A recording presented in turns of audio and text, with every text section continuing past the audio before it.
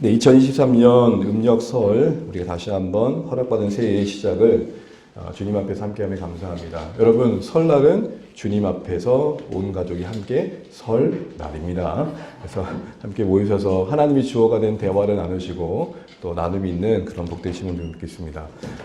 우리가 요한계시록 말씀을 좀 살피고 있는데요. 다른 말씀을 할까 고민하다가 갈 여정이 멀기에 그래도 이냐 본문의 말씀을 계속 이어갑니다. 계시록은 세 가지 관점에서 봐야 됩니다. 묵시 형태의 예수 계시록입니다. 그러기에 요한계시록이라는 말에 오해를 삼아서 다들 각자가 요한이 되어서 각자만의 해석을 통해 엉뚱한 얘기를 하는 것을 경계해야 됩니다. 또한 요한계시록은 편지입니다. 교회를 세우는 서신입니다. 그런 의미에서 요한계시록을 신자들이 읽고 교회가 읽으면 회복되어야 합니다. 그럼에도 불구하고 오늘날 한국교회의 이단들은 이 계시록을 가지고 곡해하고 뒤틀어서 이 땅에 있는 교회들을 얼마나 많이 힘들게 합니까? 대표적으로 우리가 신천지를 예를 듭니다. 또한 이 계시록은 예언의 말씀입니다. 듣고 내일의 이야기, 먼 미래의 이야기가 아니라 오늘 우리가 순종해야 할 말씀으로 받아들여야 되는 것이죠. 그런 의미에서 2장, 3장을 채우고 있는 7교회 각각의 교회를 향한 메시지는 오늘 우리가 이 시대에 우리 자신의 모습을 비춰보는 거울로 삼아야 할 말씀인 것이죠. 그래서 7교회의 의미가 그런 의미가 또 담겨 있는 겁니다.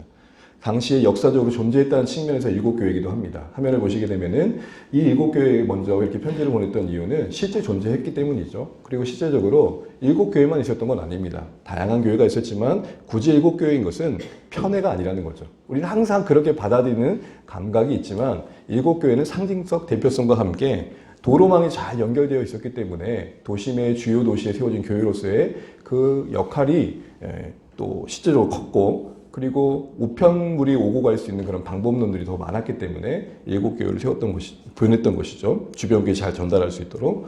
두 번째로는 7교회가 7이 갖는 그 계시록에서의 의미는 모든 충만수, 완전수로서 모든 교회를 말하는 겁니다. 그래서 역사 속에 실제 존재했다라는 교회로서의 구체성과 모든 지역, 모든 시대에 오고 가는 모든 교회에 말하는 보편성을 담고 있는 표현이 이 7이라는 숫자인 것이죠.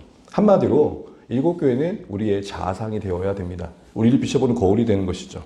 그러면서 우리가 첫 번째 교회였던 에베소 교회의 모습을 보면서 뭘 생각했습니까? 에베소 교회가 많은 칭찬도 받았지만 책망을 받았던 게 뭐였죠? 처음 사랑을 버렸다. 처음 사랑. 그때의 처음 사랑은 뭐였습니까? 형제 사랑이었죠. 그들이 애썼던 것 중에 하나는 온갖 이단들을 분별하고 그래서 거짓 것들을 다 교회 안에서 쫓아내고 그래서 바른 교리를 잘 지켰고 또한 열심히 교회 사역을 했습니다. 근데 이 일에 너무 과도하게 집착한 나머지 정작 지켜야 될 형제 사랑을 잃어버렸던 것이죠. 그래서 이렇게 지적하십니다. 너희가 어디서부터 떨어졌는지를 생각해라. 이 말을 바꿔 말하면 자기도 모르게 사랑을 잃어버렸다는 거예요. 갑자기 사랑을 잃어버린 게 아니라 어느새. 그래서 여러분 이 말은 우리에게 무엇을 교훈합니까? 우리도 어디서부터 떨어진지를 모르니 늘 돌아봐야 된다는 거죠. 어느새 돌아보니 멀어진 거죠. 그러나 처음부터 멀어진 건 아니죠. 조금씩 멀어진 우리의 모습을 확인해가며 돌이켜야 되는 것이죠. 그러면서 회개하라고 하면서 회개하지 않으면 촛대를 옮기겠다고 합니다. 이 말을 너무 지나치게 해석해서 하나님께서 교회를 문 닫게 하신다, 이동시켜버리신다 이렇게 보는 분도 있지만 사실은 이런 말입니다. 우리가 아이들에게 너 공부 안 하면 지금 나가! 이걸 진짜 문자적으로 해석한 신실한 아이들은 나가버리죠. 근데 이게 맥락상 어떤 의미입니까? 나가는 말이 아니라 정신 좀 차려라는 말입니다. 그와 같은 말로 촛대를 옮기시겠다는 말을 받아들이셔야 됩니다. 그럼 무슨 말입니까? 촛대는 곧 빛된 교회의 사명 본질을 말합니다.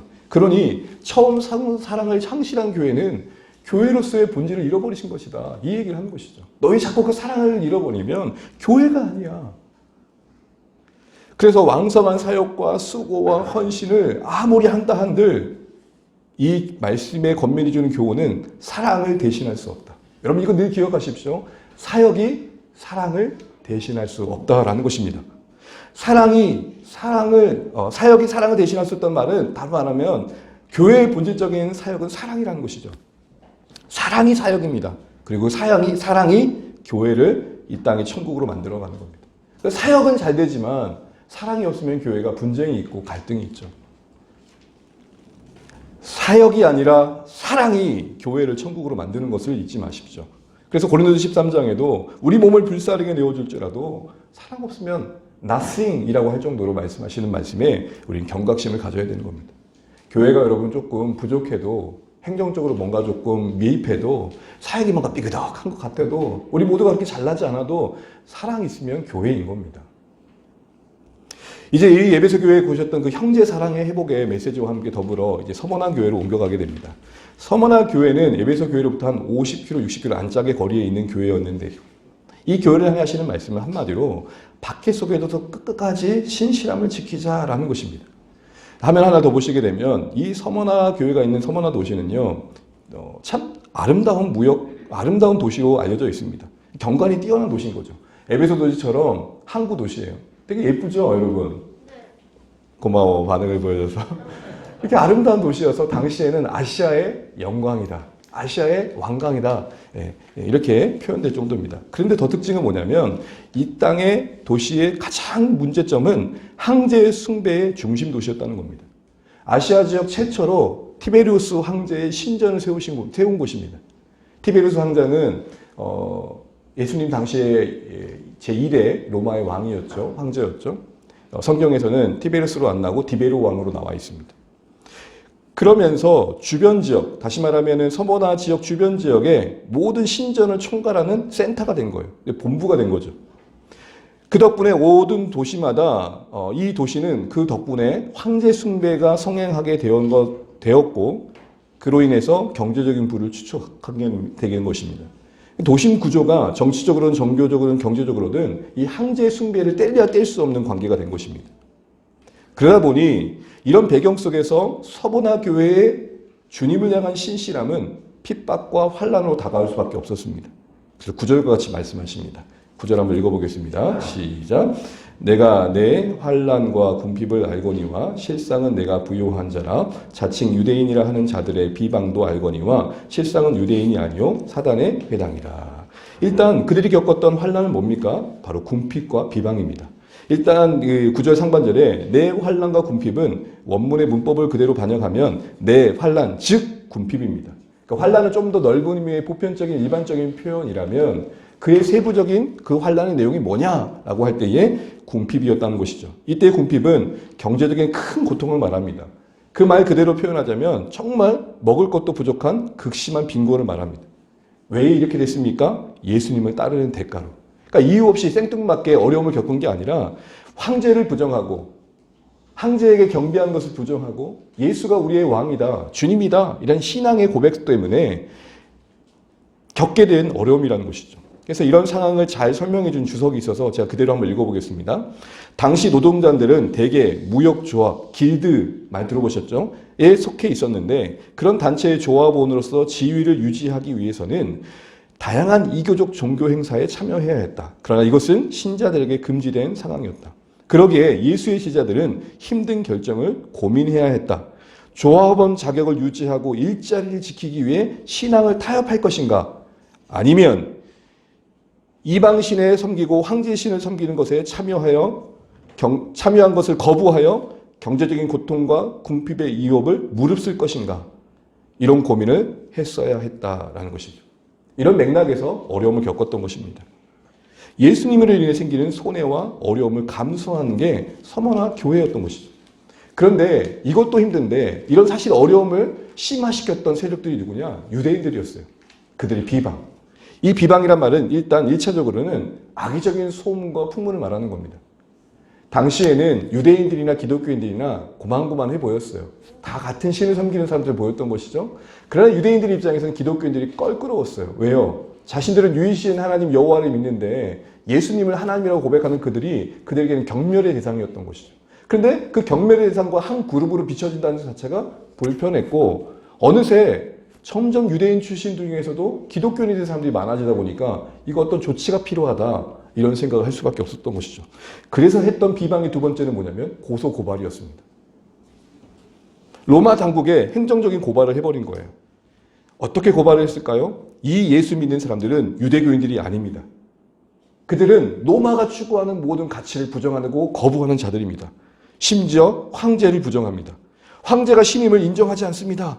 라고 했던 것입니다. 그 전까지는 유대인들과 이 유대교 사람들과 로마 사람들이 잘 맞는 타협점에서 만나서 잘 지내고 있었어요. 유화 정책이라 그러죠. 로마는 그 각 나라의 문화를 존중했었어요. 특별히 유대인들은 하나님을 부정하는 거는 되게 골 때리니까 그것만 안 건들면 같이 갈 수 있었거든요. 그래서 유족, 유대인들만은 황제 숭배에서 배려해주고 대신 유대인들은 황제를 인정하고 황제에게 세금을 바치는 그런 식의 관계를 맺고 있었던 사이에 기독교인들이 좀 불편한 일을 만들었던 것이죠. 이런 요구가 당연스럽게 로마에게는 호소력 있게 받아들여졌고 그 결과로 대대적인 핍박이 교회 가운데 일어나게 된 것입니다. 한마디로 유대인들의 고소 고발로 인해서 기독교인들은 핍박을 받게 되었다는 것이죠. 그래서 당시에 유대인들에겐 자연스러웠던 예배와 그런 자유로움들을 빼앗기게 됐던 것입니다. 이런 면에서 그들은 하나님 보실 때에 유대인이 아니라 사탄의 해당이라고 말씀을 들었던 겁니다. 이때 유대인이 아니라 할 때 유대인은 뭐냐면 하나님의 참 백성을 말합니다. 하나님과 언약을 맺은 참 백성은 진짜 아니라는 것이죠. 그리고 사탄의 무리다라고 표현되어 있습니다. 이때 사탄의 원래 의미는 뭐냐면 적대자입니다. 그러니까 이들이 하는 행태가 하나님을 적대하는 행위였기 때문에 그렇게 불려졌던 것이죠. 여러분 보십시오. 오늘 본문에 실상이란 말을 주목해 보십시오. 원래 우리가 비론다면 진짜 유대인이 아니다 이 말은 진짜 신자가 아니다 라고 보는 거죠. 겉으로는 신자인 것 같지만 진짜 신자가 아닐 수 있다. 이런 경고도 우리에게 주는 것입니다. 이런 상황 속에서 예수님께서 요한에게 자신을 나타내시면서 무엇을 말씀하십니까? 내가 안다. 성경에 안다란 말이 여러 가지 나오지만 특별히 여기서 안다는 자주 쓰이지 않는 단어입니다. 이 단어의 의미는 뭐냐면 완벽하게 안다. 우리 가끔 그런 얘기 하잖아요. 네가 알면 얼마나 안다고. 그런 말에 안다가 아니라 진짜 온전히 안다. 충분히 안다. 그래서 이 말은 다른 말로 바꾸면 체휼하시다로 바꿀 수 있습니다. 왜요? 그 온전한 이해와 헤아림은 서로의 마음을 묶어주고 위로를 만들거든요. 체휼이 뭡니까? 함께 아파하는 거죠. 그래서 이 말씀이 히브리서 4장 15절에 나와 있는데 개역 개정보다는 개역 한글 버전이 더 잘 번역되어서 그대로 한번 읽어보겠습니다. 우리 설교노트 한번 보며 읽어볼게요. 시작. 우리에게 있는 대제사장은 우리의 연약함을 체휼하지 아니하는 자가 아니요 모든 일에 우리와 한결같이 시험을 받은 자로되 죄는 없으시니라. 우리 연약함을 체휼하신다는 말을 강조하기 위해서 부정어에 더한 부정어를 쓰는 거죠. 이때 체휼이 바로 안다라는 말입니다. 아신다라는 거 안에 그 온전한 아심 아래 헤아림 아래 함께 아파하심이 담겨 있는 것이죠. 그렇습니다, 여러분. 주님은 우리 모두가 아는 것처럼 우리를 체휼하십니다. 우리의 연약함을 함께 아파하시고 이해하십니다. 우리의 고달픔과 고통스러움과 넘어짐과 애쓰는 모든 걸 다 아십니다. 여러분, 인간적으로도 같은 처지에 있는 사람들끼리 함께하는 그 자체가 힘이 되잖아요. 무슨 말을 설명하지 않아도 같은 고통 속에 있는 자들은 그걸로 인해서 누리는 함께함의 위로가 있잖아요. 바로 그런 위로가 그 영혼들의 주님으로 말미암아 임했다는 것이죠. 여러분, 주 안의 교회도 참 다릅니다. 출신이 다르고 고향도 다르고요. 성격도 기질도 다 다릅니다. 그러나 함께 만날 수 있는 자리가 있습니다. 서로에게 함께 할 수 있는 자리가 있습니다. 그게 뭡니까? 우리 모두가 은혜가 필요한 인생이란 점에서 우리 모두를 묶을 수 있는 자리가 있다는 것이죠. 각자가 잘하는 게 있고 부족한 게 있고 다르지만 우리 모두를 한 자리에 묶어둘 수 있는 거 한 가지가 있습니다. 그게 뭡니까? 은혜가 필요한 인생들이란 공통점 속에서 우리는 함께 서로를 아는 자리에 있어야 한다는 것이죠. 요즘 부모교육을 하고 있는데요. 부모교육의 책의 제목은 완벽한 부모는 없다는 겁니다. 그 이면 제목은 그러나 부모로 당신들을 부르시는 하나님은 완벽하다는 거예요. 그 내용 중에 저자가 이런 얘기를 해요. 자기 이야기를 하면서 나도 참 괜찮은 아빠인 줄 알았는데 지나다 보니 그 양육의 현장에서 드러나는 자신의 못남과 초라한 모습 속에서 결국 이런 결론을 내리게 됐다는 겁니다. 나도 자녀와 다를 바 없다. 그 다를 바 없다의 내용은 내가 그렇듯 자녀인 너의 인생도 하나님의 은혜가 필요한 죄인이라는 점에서 우리는 다 같다. 근데 이런 이해가 만들어지고 나니까 양육의 태도가 바뀌더라는 거예요. 항상 아빠 엄마는 옳고 항상 말을 들어야 되는 입장은 자녀가 있고 그런 마음으로만 등대하다 보니까 함께 따라와 주지 않고 응답을 제대로 하지 않은 자녀들이 못마땅했는데 나도 은혜가 필요하고 자녀들도 은혜가 필요하다는 마음이 만든 그 자리에서 자녀들을 끌어안을 수 있는 여백이 생기더라는 겁니다. 이렇듯 여러분 하나님의 아심, 이 아심으로 서로를 이해함, 이게 하나님과 우리의 성도의 관계를 복되게 하고 성도와 성도 사이를 복되게 하는 것입니다. 그러한 다음에 어떤 또한 칭찬을 하십니까? 이와 같이 격려하신 뒤에 어떤 칭찬을 하시죠? 진짜 실상은 니들이 부유한 자다라고 말합니다. 형편은 겉으로 볼 때는 핍박과 박해 가운데 궁핍한 처지에 있지만 진짜 부유하다라고 평가를 해주시고 칭찬해 주십니다. 이때 부유함은 뭡니까? 영적인 부유함이죠. 영적인 부유한 말을 한마디로 저한테 바꾸라 그러면 저는 이렇게 바꿀 수 있습니다. 누구도 빼앗을 수 없는 중심. 또 다른 말로 바꿔보라면 그 무엇보다도 예수님이 크심을 나타냄이라고 할 수 있을 것입니다. 구체적으로 말한다면 세상이 이해할 수 없는 평강, 책임져 주시는 하나님에 대한 신뢰, 약속된 장래의 영광에 대한 소망의 그 만족감이 만든 든든함인 것이죠. 로마서 8장 18절에도 심각건대 현재 우리가 당하는 고난은 장차 우리에게 나타날 영광과 좋게 비교할 수 없다는 것에 대한 확신이 만든 심령인 것입니다. 근데 이런 부요함이 바로 성도들이 핍박 속에서도 신앙을 지킬 수 있었던 비결이었던 것입니다. 아니요. 이런 부요함이 핍박을 받을 때 견디는 비결이었을 뿐만 아니라 핍박을 담대히 선택할 수 있었던 이유이기도 했었습니다. 세상이 아무리 화려해도 주님의 아름다움에 미치지 못했다는 것이죠. 이러한 사실을 칭찬하고 계시고 하나님께서 기뻐하신다는 것이 그럼 우리에게 주는 메시지가 뭘까요? 결국 신자들은 이 세상 속에서 하나님께 속한 자로서의 그 인생을 무엇으로 나타내냐에 대한 도전일 것입니다. 신앙적 가치 때문에 내 삶에 포기하는 게 있냐는 것이죠. 나는 하나님이 제일이기 때문에 영순이기 때문에 그 다음 순위로 밀려난 것들이 있냐라는 거예요. 그 선택으로 말미암아 그 무엇도 그 누구도 내 인생 속에서는 비교의 대상이 될 수 없음을 나타내면서 나에게 가장 영광스러운 분은 하나님이십니다 를 드러내는 모습이 있냐는 것입니다. 이 말이 일부러 고난을 택하고 고생해야 된다. 그게 신앙적 가치다. 이 얘기를 하는 게 아닙니다. 여러분 신앙생활은 고난 그 자체가 목적이 아닙니다. 고생하는 게 목적이 아닙니다. 신앙의 고난은 신앙적 가치를 선택하다 보니 뒤따라온 결과인 거죠. 같은 논리로 천국에 가기 위해 예수님을 믿는 게 기독교 신앙이 아닙니다. 예수님을 믿고 함께 하다 보니 누려지는 게 천국인 거죠. 이런 맥락의 논리 속에서 본다면 지금 이들의 부요함, 그래서 선택하게 된 환난과 궁핍, 그걸 견디는 그 이면 속에 있는 이 모든 것들이 오늘 우리에게 주는 도전은 뭐냐면 이 땅에 사는 신자들이요, 당신들은 그 하나님의 영광스러움 때문에 그 하나님의 대단하심 때문에 내려놓은 것들, 포기한 것들, 특별히 환난 중에 하나님을 떠나지 않는 신실함으로 증거된 하나님에 대한 신뢰가 있느냐 이걸 묻고 있는 것입니다. 정말 우리가 행복한 이유가 뭐냐는 것이죠. 신자들 우리 안에 정말 행복의 근원이 무엇이냐는 겁니다. 고린도후서 6장 10절의 말씀이 딱 그 답이 될 것 같습니다. 같이 한번 읽어보겠습니다. 시작.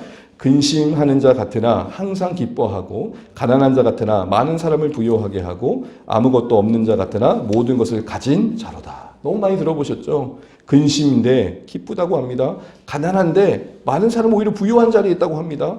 나눌 자리에 있다고 합니다. 아무것도 아닌 인생인데 모든 것을 가진 자처럼 자신을 대단하게 여깁니다. 이 말은 당시에 고린도 교회의 성도들이 했던 반문에 대한 답입니다. 바울, 하나님의 사람이라면서 당신이 그런데 왜 그렇게 지지로 공상받게 맨날 고생하는 거야? 하나님의 사람이면 뭔가 삐까뻔쩍해야 되고 럭셔리 해야 되고 항상 지나가면은 기적이 늘 따라다녀야 되는데 항상 왜 바울 이렇게 고생하는 거야? 당신 그러고 보니까 하나님 사람 아닌 거 아니야? 이런 반문에 대해서 이야기하는 겁니다. 너희가 볼 땐 내가 가난해 보일 수 있다. 너희가 볼 때 내가 모든 걸 빼앗긴 인생처럼 보일 수 있다. 그러나 그 모든 걸 빼앗긴 이 자리에서도 근심이 있어 보이는 이 자리에서도 나는 기쁘며 나는 행복하며 나는 모든 것을 나눠줄 넉넉함을 가지고 있음을 봤으면 좋겠다. 이게 바로 영적 부요함인 것이죠. 어떤 조건과 인생의 환경이 만들어줄 수 없는 그 중심이 만든 든든함을 말하는 겁니다. 이런 부요함 속에 있었기에 환난과 궁핍을 선택했던 교회였던 것입니다. 그런데 이렇게 내가 너희를 안다. 그리고 너희를 참 그 중심에 나를 향한 소망과 신뢰가 있으면 내가 감사하다. 그럼 여러분 그 다음 문장은 뭐가 되겠습니까? 이제 너희는 고생 끝났으니까 나부터 이 이후로부터는 나와 이제 행복한 일만 남았어. 이래야 되는 거 아닙니까? 그런데 이어지는 10절을 보십시오. 우리 한번 읽어보겠습니다. 시작. 너는 장차 받을 곤란을 두려워하지 말라. 볼지어다 마귀가 장차 너희 가운데서 몇 사람을 오게 던져 시험을 받게 하리니 너희가 10일 동안 환난을 받으리라. 내가 죽도록 충성하라. 그리하면 내가 생명의 간을 내게 주리라. 이어지는 말씀이 뭡니까? 또 고생이 있대요. 장차 받을 고난이 있대요. 그러니 두려워하지 말고 옥에 갇히는 상황에서도 두려워하지 말아라 이렇게 말합니다. 거기까지는 괜찮아요. 그럼 그 다음에 네가 두려워하자고 기다리고 있으면 내가 꺼내줄게. 근데 그 다음에 뭡니까? 혹 죽더라도 나를 향한 신앙을 포기하지 마. 이렇게까지 이야기하고 계십니다. 여러분 조금 외람된 말씀인데요. 하나님 좀 너무 하신 것 같지 않으십니까? 웬만하면 그 궁핍 가운데 있는 그 성도들의 애절함을 아시니까 그만 스탑 시키시고 그래 충분하다라고 할 만하실 텐데 더 힘겨운 자리를 그들의 인생을 몰아가시는 게 뭡니까? 이 이해할 수 없는 하나님의 일하심이 다시 우리의 현실이 겪는 어려움들 아닙니까? 아우성 아닙니까? 예수 믿으면 당장 행복할 것 같고 모든 문제가 풀릴 것 같아서 신앙을 가졌는데 정작 삶의 무게는 여전하죠. 눈물 지어도 풀리지 않는 문제는 늘 내 곁에 있죠. 그것이 마치 내 자신을 대변한 듯해서 괴롭죠. 그런데 여러분 우리는 알 수 없지만 이들의 더한 고통의 자리로 하나님께서 이들을 이끌어 가시는 상황 속에서 우리 다시 한번 우리의 신앙의 오늘을 고민해보고 나아갈 방향을 생각해보게 되는 것 같습니다. 그럼 그들을 향한 도전은 무엇이었습니까? 두려워하지 말라는 거였습니다. 장차 받을 고난에 대해 두려워하지 말라는 거였습니다. 장차 교회 가운데서 몇 사람이 옷 중에 던져질 시험을 당할 텐데 그걸로 두려워하지 말라는 것입니다. 여러분 일단 이 장차 받은 고난을 설명하면서 이렇게 말합니다. 마귀가 장차 너희 가운데 몇 사람을 오게 던져. 여러분 당시에 이들을 옥에 갇혔던 것은 로마 군사들입니다. 관리들입니다. 그런데 마귀가 했다고 말합니다. 이 말은 뭡니까? 교회에게 그들이 당하는 고난을 단순한 어려움으로만 해석할 게 아니라 영적인 전쟁으로 이해하기 원했던 거죠. 영적 전쟁으로 이해한다는 것은 모든 걸 마귀 탓한다는 게 아닙니다. 삶을 영적 전쟁으로 이해한다는 것은 싸우는 방식을 하나님의 방법대로 싸운다는 겁니다. 어느 선교사님이 자녀에게 편지를 받았대요. 국내에 있는 학교에 아빠 기숙사 담벼락에서 그 원룸에 있는 남자들이 자꾸 담배꽁초를 버려요. 이거 어떻게 해야 돼요? 경찰에 신고할까요? 하나님의 방법으로 이기자. 그랬대요. 선교사님이 영성이니까 그렇게 말씀하시겠죠. 그래서 어떻게 할까요 아빠 했더니 담벼락에다가 저희는 담배꽁초를 좋아하지 않아요. 히히 이렇게 적어놓으라는 거예요. 우리 같았으면 어떻게 했습니까? 일일이 누르고 전화해가지고 저기요 미쳐버리겠어요. 못 살겠어요. 당장 내려가서 뭐 신고할 거 아닙니까? 그리고 난 다음에 자연스럽게 담배꽁초 던지는 투척수가 줄어들더라는 것입니다. 사랑하는 성도 여러분, 우리가 삶의 영적 전쟁으로 인식해야 되는 것은 눈빛이 탁 달라져가지고 마귀를 찾듯 우리 삶의 모든 걸 막 뭔가 비장하게 살아가는 말이 아닙니다. 삶의 모든 순간순간을 하나님의 은혜를 의지하고 말씀과 기도로 살아가야 된다는 것입니다. 바로 성도들에게 그런 이야기를 하며 경면을 했던 것이죠. 그러면서 두려워하지 말라고 말합니다. 이 말이 무슨 말입니까? 두려움에 지배받지 말라는 것입니다. 왜요? 실상보다 악한 자는 두려움으로 우리의 마음을 장악하기 때문입니다. 현실은 별거 아닌데도 불구하고 두려움에 지배받아서 불안감을 고조시켜서 신자들의 삶을 허망한 쪽으로 몰아가기 때문에 두려움 자체에 지배받지 말라는 것입니다. 신자들 안에도 두려움이 일어날 수 있습니다. 예측할 수 없는 내일, 장차 받을 고난처럼 아직 가보지 않은 인생길이 우리 앞에 펼쳐져 있습니다.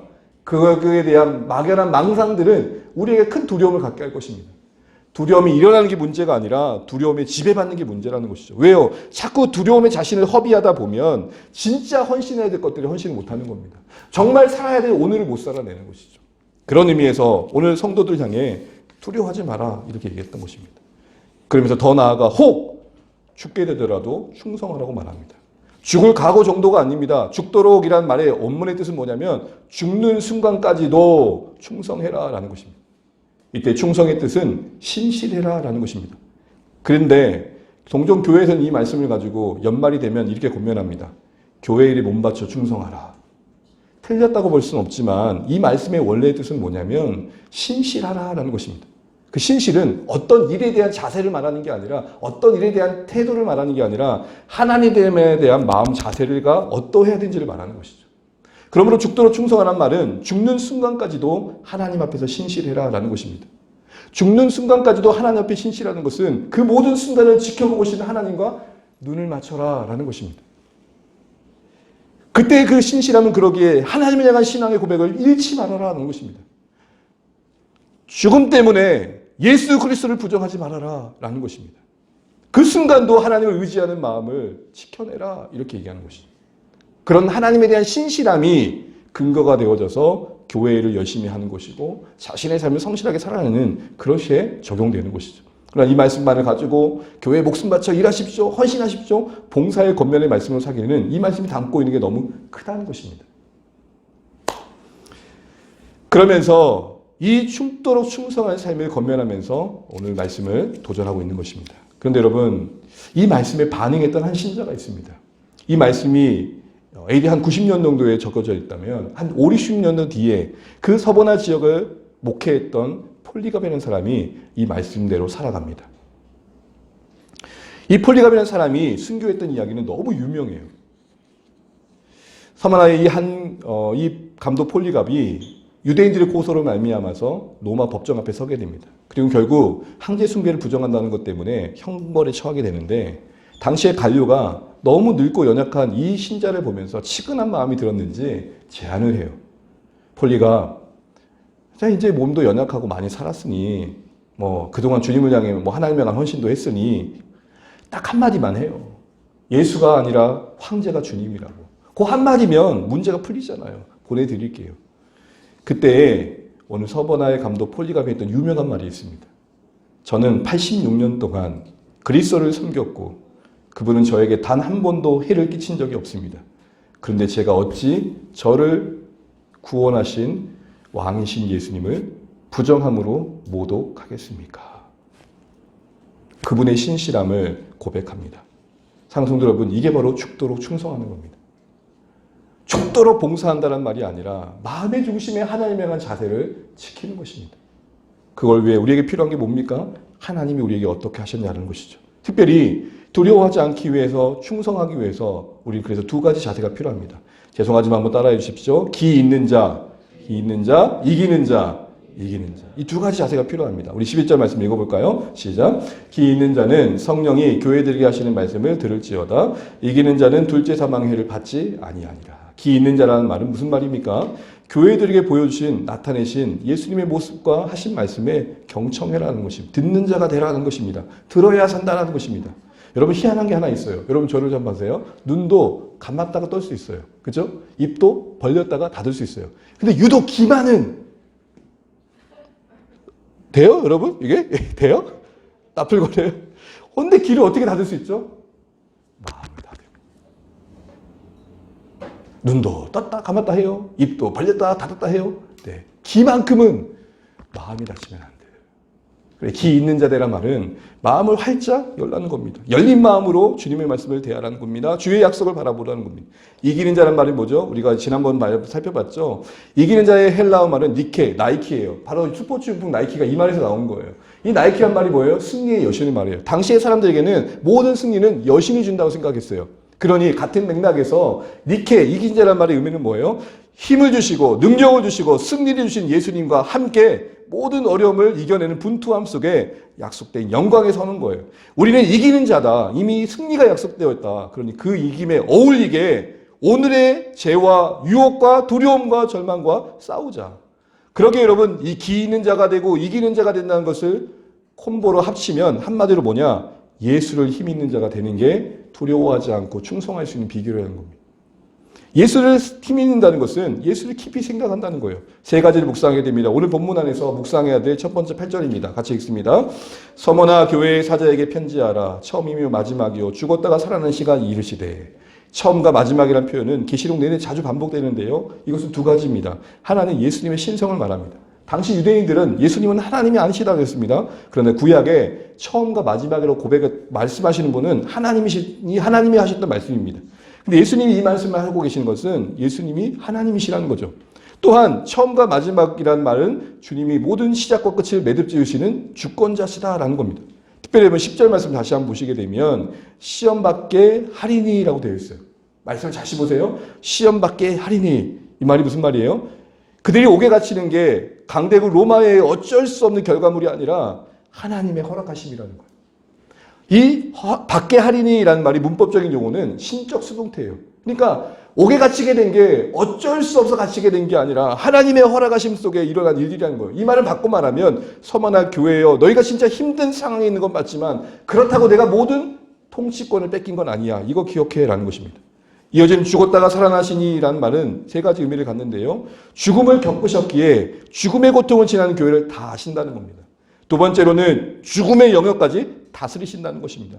살아도 우리 예수님은 우리의 주님이시고 죽음 너머의 시대 속에서도 다음 시대 속에서도 주님은 우리의 주님이시라는 겁니다. 사나 죽으나 주님의 겉된 우리의 인생을 고백하는 것입니다.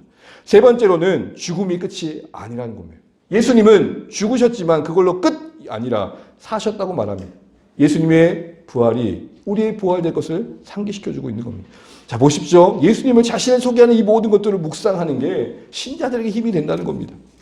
부활의 예수님을 묵상해 보라는 겁니다. 죽음의 영역까지 다스리시는 주님을 생각해 보라는 것입니다.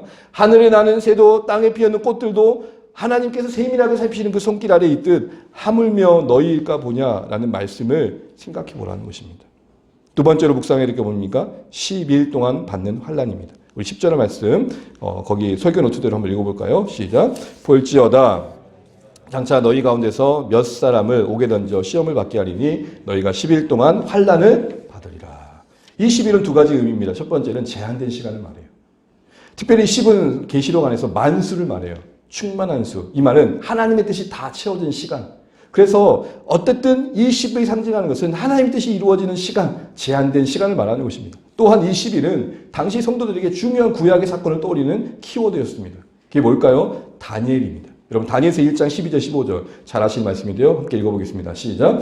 청하오니 당신의 종들을 열흘 동안 시험하여 채식을 주어 먹게 하고 물을 주어 마시게 한 후에 당신 앞에서 우리의 얼굴과 왕의 음식을 먹는 소년들의 얼굴을 비교하여 보아서 당신이 보는 대로 종들에게 행하게 하소서 하며 그가 그들의 말을 따라 열흘 동안 시험하더니 열흘 후에 그들의 얼굴이 더욱 아름답고 살이 더욱 윤택하여 왕의 음식을 먹는 다른 손님들보다 더 좋아 보인지라. 아멘. 너무 잘하신 사건이죠. 화면 보시게 되면 성경의 사건을 보여주시겠어요? 다니엘이 세 친구와 함께 이제 잡혀가잖아요. 궁정에서 교육을 받습니다. 근데 그 환관장이 관리하는 차원에서 너희들이 고기 먹어야 된다. 근데 이들이 거부한 거예요. 왜요? 우상하게 바쳐진 음식이라서 안 먹겠다는 거예요. 그래서 왕의 식탁을 거부하는 것은 큰일이었잖아요. 다니엘이 제안을 해요. 열흘만 주십시오. 열흘 동안 우리가 채식하고 물만 먹을 테니까 당신들이 먹는 음식을 먹는 자들과 우리가 비교하십시오. 근데 어떻게 됐죠? 15절 끝처럼 더 좋아버린 거예요. 빼빼 말라진 게 아닙니다. 앙상해진 게 아닙니다. 살아났을 뿐만 아니라 왕의 신미를 먹은 그 누구들보다도 더 좋아진 거예요. 이건 뭘 말한 겁니까? 다니엘이 하나님을 신뢰했던 것의 승리를 말하는 것이죠. 그가 하나님에 대해 신뢰를 가졌던 진실함을 증명하는 겁니다. 또한 10일의 시험과 환난은 서머나 교회가 받았던 핍박과 준하는 것일 텐데 왜요? 그걸 지나서 결과대로 더 안 좋았으면 죽게 되었으니까요. 죽음을 건 시험이 있었을 텐데 그 시험을 지나고 15절 끝절이 은혜가 돼요. 더 좋아 보인지라. 사랑하는 성도 여러분, 고난의 10일이 우리가 지나가는 그 10일이 우리를 자라게 한다는 것을 기억하십시오. 버겁게 지나갔던 그 인생길 속에 더 아름다워져 가는 우리가 만들어져 간다는 것을 잊지 마십시오. 우리는 고난이 크게 부정적으로 여겨지지만 하나님이 이 10일이라는 시간 속에 상징하는 바대로 그 안에서 지키시고 보호하셔서 교회를 더 순결하게 하시고 신자들이 이 땅에 살아간다는 동안 주님을 더 바라보는 인생들로 만들어내십니다. 왜 유독 10일 동안을 얘기했을까요? 구약의 다니엘 사건을 기억하라는 것입니다. 그들에게 그 10일이 무엇을 만들었는지 잊지 말라는 겁니다. 얼굴이 더 좋아졌다니까요, 여러분. 이 말을 고기를 먹으면 얼굴이 안 좋아지고 이제부터 풀만 먹어야 얼굴이 좋아진다. 그렇게 생각하시면 안 되죠. 그의 믿음의 도전에 하나님의 응답하심을 봐야 되는 거죠. 세 번째로 묵상해야 될 것이 있습니다. 그게 뭡니까? 예수님의 약속에 주목하셔야 됩니다. 이렇게 끝까지 믿음을 지킬 때 약속하신다는 바가 뭡니까? 10절에 보게 되면 생명의 간을 약속하시고 11절에는 둘째 사망의 해를 말합니다. 이건 같은 말이에요. 그런데 긍정적으로 표현한 게 생명의 간이고 부정적으로 표현한 게 둘째 사망의 해입니다. 생명의 간은 바꿔 말하면 면류관 같은 생명을 말합니다. 은유인 거죠. 그때 이 말의 의미는 영생을 말해요.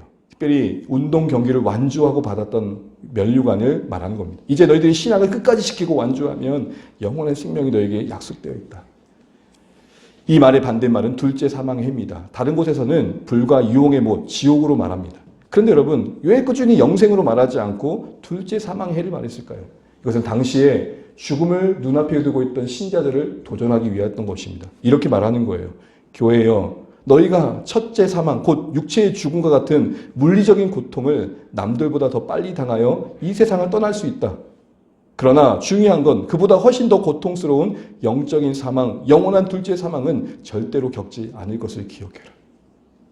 아까 폴리갑을 얘기했는데요. 폴리갑이 이어진 대화 속에서 그렇게 말합니다. 폴리갑을 화형시켜라 말하니까 폴리갑이 이렇게 말하는 거예요. 한낮 1시간 타고 말 불로 나를 삼키려 하느냐? 너희들은 영원히 탈 불에서 어찌 건져 나오려고 하느냐? 바로 그 얘기를 하는 거예요.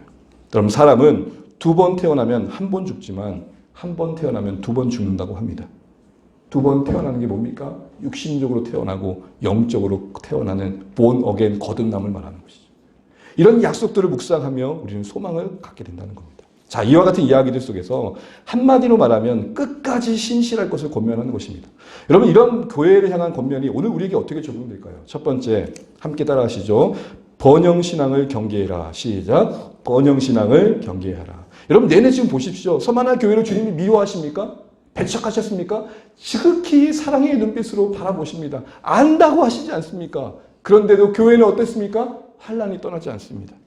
여러분, 예수 믿으면 환난이 없고 범사가 늘 잘 된다는 이 번영신앙은 오늘날도 고집스럽게 교회 가운데 가까이 나와 있습니다. 그러다 보니까 이거 잘못된 복음을 듣다 보니까 안 되면 다 불신앙으로 미워가고 안 되면 우리 열심히 부정한 것으로 몰아칩니다. 여러분, 번영신앙이 뭐예요? 예수 믿으면 반드시 잘 살게 되고 건강하게 되고 장수하게 되고 모든 게 잘 된다는 번영만을 외치는 거 아닙니까? 더하여 이런 겁니다. 생각보다 잘 되는 겁니다. 남보다 잘 되는 겁니다. 이게 번영신앙입니다. 그런데 여러분, 성경은 뭐라고 말하죠? 디모데후서 3장 12절입니다. 함께 있을까요? 시작. 무릇 그리스도 예수 안에서 경건하게 살고자 하는 자는 박해를 받으리라. 예수 믿는 것으로 우리가 어려움을 겪을 수 있다는 것입니다. 번영이 아니라 예수님 믿는 그 신앙을 가장 가치 있게 여기는 삶 속에 우리는 하나님의 섭리 안에서 겪는 어려움이 있을 수 있다는 것이죠. 다윗도 그렇게 말하잖아요. 시편 23편 1절에 여호와는 나의 목자시니 내게 부족함이 없다. 여러분, 다윗이 부족함이 전혀 없었습니까? 늘 쫓기는 인생이었잖아요. 그런데도 부족함이 없다는 말은 무슨 말이에요? 하나님의 은혜 안에 그 고통을 이기는 은혜가 능력이 경험했다는 것이죠. 다윗도 그렇고 모세도 그렇고 수많은 신앙의 인생들이 어려움이 있었습니다. 그러니 여러분, 어려움이 없는 게 신앙이 아니고 신앙은 어려움을 이겨내는 것입니다. 어려움을 통과하는 것입니다. 어려움과 함께 자라가는 것입니다. 두 번째로 우리가 적용해 볼 것은 이 순교의 현장에 있는 성문화 교회를 보면서 이 시대에 있는 순교의 교회를 생각할 필요가 있습니다. 순교의 위협과 박해와 환난 중에 어려웠고 있는 성도들을 기억할 필요가 있다는 것이죠. 우리 히브리서 13장 3절 말씀 같이 한번 읽어보겠습니다. 시작. 너희도 함께 갇힌 것 같이 갇힌 자를 생각하고 너희도 몸을 가졌은즉 학대받은 자를 생각하라. 무슨 말이에요? 정말 너희가 그리스도의 몸으로서 묶여 있다면 너희는 편하더라도 예수 믿는 것 때문에 고통받고 있는 신자들을 기억하라는 것이죠. 오늘도 지구촌 한켠에서는 예수 믿는 것 때문에 일상 속에서 직업을 잃기도 하고 이웃들로부터 멸시를 당하기도 하고 혐오 대상이 되어가지고 왕따 당하기도 하고 친척들로부터 버림받는 신자들이 넘쳐납니다. 우리가 그들을 기억할 필요가 있습니다. 기도하며 하나님의 은혜를 구할 필요가 있는 것이죠. 하나님, 저들에게 이 세상에서만 아니라 다음 세상에서도 주님이 주인 되심을 기억하고 흔들리지 않게 해주십시오. 더 나아가 기억해야 될 것이 있습니다. 너무나도 부요함을 누리고 있는 한국교회의 과거입니다. 이 땅에 조선이라는 이름을 불러진 그때에 정말 이게 나라인가 하는 그때에 아무것도 없이 무엇도 바라지 않고 오직 예수 복음 때문에 이 땅에 왔던 선교사님들의 희생 말입니다. 그들이 피를 뿌렸고 눈물을 흘렸고 땀을 흘렸기에 우리가 지금 이 유복함을 누리고 있는 것이죠. 서문화 교회의 이 아픔을 보면서 단순히 과거의 한 사건이 아니라 이런 시간들을 지났던 신자들이 있었기 때문에 우리가 있구나. 알아먹을지 못 알아먹을지 모르지만 다음 세대들에게 말합니다. 기성세대의 희생이 있었기 때문에 야, 더 쉽게 말할게 얘들아. 엄마 아빠가 있었기 때문에 니들이 있는 거야. 알았어? 라고 말하고 싶습니다. 부모님들의 기도와 희생과 눈물이 있었기 때문에 우리가 있는 곳입니다. 이거 잊지 마셔야 됩니다. 서머나 교회가 짓밟히는 현장을 보면서 아마 짠하다가 아니라 그 짓밟힘 속에 세워진 우리 힘을 잊지 마십시오. 마지막으로 우리에게 요구되는 죽음이 있음을 기억하자는 것입니다. 죄송하지만 한 번만 마지막 따라해 주십시오. 순생. 우리는 순교의 현장을 보면서 우리와 거리를 멀게 느낄 수밖에 없습니다. 여러분, 교회 온다고 누가 여러분 죽입니까? 아무도 죽이지 않습니다. 지금 서머나 교회가 겪었던 환경에 우리는 비교할 수 없습니다. 그럼 어디서 만날 수 있을까요? 서머나 교회와 순교적 삶의 순생을 통해 만날 수 있을 것 같습니다. 목숨을 끊을 위험은 없지만 날마다 우리를 부인해야 할 죽음의 현장을 살아가고 있는 우리이기 때문에 그렇습니다. 마가복음 9장 23절입니다. 같이 한번 읽을까요? 시작. 또 무리에게 이르시되 아무든지 나를 따르오거든 자기를 부인하고 날마다 제 십자가를 지고 나를 따를 것입니다. 이걸 한마디 뭐예요? 제자도잖아요. 주님을 따르는 데서 자신을 죽이는 죽임이 필요하다는 겁니다. 자기 부인의 죽음이 필요하다는 거죠. 왜요? 우리의 마음과 우리의 생각은 늘 언제나 하나님 뜻과 반대되는 가니까 그걸 꺾는 죽음이 필요하다는 것입니다. 사랑하는 아내를 향해, 사랑하는 남편을 향해, 자녀를 향해 우리가 늘 언제나 좋은 마음을 갖는 건 아니잖아요. 저 인간을 내가 만난 게 인생의 후회다 라는 생각 들잖아요. 네 내 뱃속에 나온 새끼 맞아 라는 생각 들잖아요. 그때마다 그 마음을 꺾는 거, 그게 순교죠. 여러분, 순교하고 계시는 겁니다. 이 말을 드리면서 이걸 좀 기억하시면 좋겠습니다. 순교 정말 소중하고 귀하고 영광스러운 신앙의 마무리입니다. 그러나 그것이 스스로에게 우월감이 되면 안 됩니다. 엔도 슈사크가 쓴 침묵이라는 책이 있어요. 화면 보여주실까요? 이 대사 중에 이런 게 나와요. 약한 것이 강한 것보다 더 괴롭지 않다고 누가 말하겠는가? 한마디로 이 책의 요약을 하면요. 17세기에 일본의 에도 시대에 막부가 다스렸던 그때에 예수회에서 보냈던 한 신부가 복음을 전하다가 배교했던 소식이 들려오게 되는 거예요. 그 소식을 듣고 우리 스승은 그럴 수 없습니다 라고 노드리고라는 사람과 또 그 외에 함께했던 동료가 찾아가게 됩니다. 그런데 결국은 배교했던 이유를 알게 돼요. 그가 배교했던 것은 자신의 죽음에 대한 두려움이 아니었어요. 이렇게 고문하는 거예요. 옆에 신자들을 두고 자기를 괴롭히는 게 아니라 신부를 괴롭히는 게 아니라 저 신자들 하나씩 죽이면서 너 예수 부인하지 않으면 이들 죽일 거야? 여러분, 눈앞에 내가 죽는 게 아니라 내 신앙 지키겠다고 사람들이 죽어가고 있을 때 그거 어떻게 해야 돼요, 여러분? 하나님 이게 뭡니까? 라고 침묵하는 거예요. 근데도 하나님은 침묵하시는 거예요. 하나님이 살아계시다면 저들을 살려주셔야죠. 근데 내 신앙을 지키겠다고 저들의 죽음을 지켜봐야 되는 그 괴로움을 어떻게 해야겠냐고요. 그래서 우리 스승이 부인했다는 걸 알게 됩니다. 그래서 동일한 위기에 처하게 돼요. 그때 후미에라고 예수님의 얼굴이 조각된 그 판을 들이대면서 막부시대는 그걸 가지고 신자들을 구별했거든요. 밟으라고 말해요. 예수님의 얼굴을 밟으라는 거예요. 고민하고 있는 그때에 그 형상에서 들려진 음성이 그거였습니다. 예수님의 음성을 이 노드리고라는 사람이 들어요. 밟아라. 내 발의 아픔을 내가 제일 잘 알고 있다. 밟아라. 나는 세상에 태어나서 너희들의 아픔을 나누기 위해 십자가를 진 것이다. 눈물 흘리며 밟는 가운데 이 말이 이어집니다. 나는 침묵하게 있는 게 아니라 지금 괴로운 너희 현장에 함께하고 있어. 그 누가 배교가 순교보다 더 괴롭지 않다고 말하겠니? 내가 예수 믿는 것 때문에 죽는 건 괜찮아요. 내 신앙 때문에 누군가 죽어나는 걸 봐야 된다면 배교도 하나님께서 이해하시는 또 다른 순교는 아닐까요? 내 입으로 예수를 부인하는 게 얼마나 힘든데요. 여러분, 이와 같이 우리는 순교에 주구하는 또 다른 죽음의 현장을 살아가는 삶을 살아가고 있습니다. 차라리 여러분 이 책, 침묵이라는 책은요. 한번 잠깐 보시면 사이런스라는 영어로 만들어지게 돼요. 보이시죠? 이 영화로 2016년에 만들어지겠는데 이때 주인공 중에 로디고란 이 역할을 했던 사람이 누구냐면은 앤드류 가필이라는 사람이에요. 한 번 더 보여주세요. 바로 이 어메이징 슈퍼맨이다. 스파이더맨을 찍었던 사람이에요. 이렇게 영화가 되면서 많은 사람들에게 대중하게 알려졌던 이 메시지가 담고 있는 게 뭐냐? 약한 것이 배교가 강한 것, 순교보다 더 괴롭지 않다고 말할 수 있느냐? 좀 이거를 우리 현실에 가져오면 좋겠어요. 예수 믿음으로 영광스럽게 주님 품으로 가는 것도 아름답지만 남은 자가 되어 고통을 끌어안고 매일 순교를 경험하는 순생의 삶을 사는 것도 만만치 않다. 기도해도 풀리지 않는 인생의 무게를 여전히 감당해야 되는 하루하루. 언제까지 이렇게 살아야 하나? 왜 내 인생엔 기적이 없나? 신앙의 보상은 도대체 무엇인가 답답한 매일의 고민과 좌절을 겪는 우리의 삶 속에 그런 삶을 끌어안아야 되는 고통을 날마다 주님과 함께 감당해가는 순생의 삶, 순교를 품은 순생의 삶을 살아내는 자리에 우리가 부름받았다는 것입니다. 이런 우리에게 주님이 말씀하십니다. 끝까지 신실하라. 지금은 이해할 수 없는 너희들의 매일의 순교가 곧 아름다운 영광과 내 뜻이 이루어지는 것들을 보게 될 것이다 말씀하시는 겁니다. 그 끝까지 신실함의 삶의 모습은 무엇일까요? 여러분 아무리 힘드셔도 하나님을 떠나지 마십시오. 아우성칠 수밖에 없는 여러분의 눈물의 현실을 그래도 붙들어줄 수 있고 함께 하실 수 있는 하나님을 신뢰하십시오. 모든 것 합력하여 이루실 주님의 통치를 바라보십시오. 이걸 우리의 오늘의 도전의 말씀으로 받게 되는 것입니다.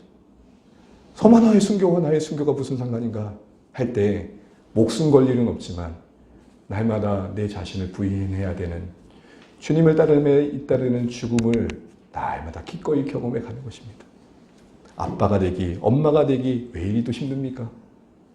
그 순간 일어난 내 욕망과 내 뜻과 내 감정들을 꺾는 게 순교입니다. 그걸 끝까지 주님을 따르는 신실함이라고 할 수 있을 것입니다.